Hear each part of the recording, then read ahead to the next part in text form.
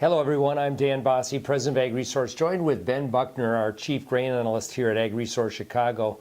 We're here to talk a little bit about what's happening in the corn market. Now, there's this big change in corn prices really over the last month or so.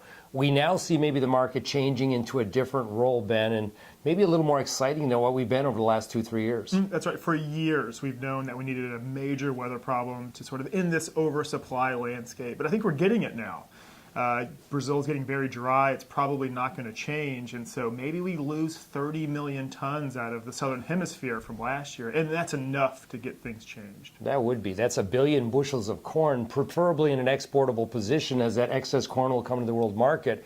I would imagine, Ben, that really will have a beneficial impact in terms of U.S. export demand, probably late summer onward. Yeah, that's right. And we know planting intentions more or less. We assume trend yield, and if we raise U.S. exports, all of a sudden the math is that we have 1.3 to 1.4 billion bushels of in-stocks next year. And like you mentioned, change. That's just a dramatic difference from the last several years, and supportive.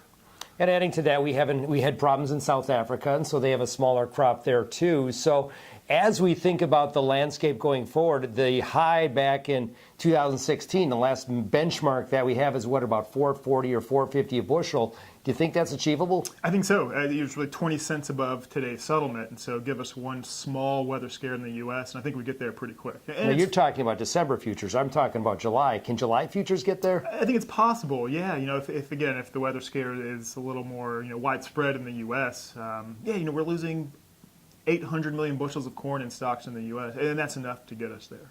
So really, with the strong export pace that'll be coming out of the Gulf, maybe 2.4, 2.5 billion bushels on corn, along with the need for another big crop and big yields, I suppose we really can't put our foot in the market till we get beyond the pollination phase. Yeah, that's right. And unlike the last couple of years when you could be bearish in spite of weather almost, really the pressure is on. I think the bear is now, and so if weather has to be perfect between now and July, mid-July, before we can sort of start this bear trend again.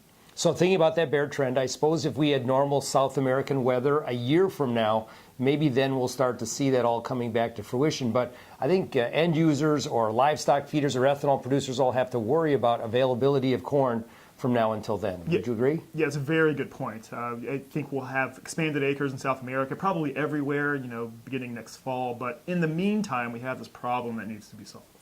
So really, if we look at the world corn market, we've got declining stocks. We've basis smaller crops in Argentina and Brazil. Safrinha corn has become really important to the world marketplace. And with that, stronger export demand. So we would see support in corn probably at 380 to 390 in any correction, with rallies to 450 or higher, 440 to 450. If you get a weather problem, this thing could maybe make it to $5. Yeah, fully agree. I'm Dan Basse, joined by Ben Buckner. We wish you well. We'll be back again.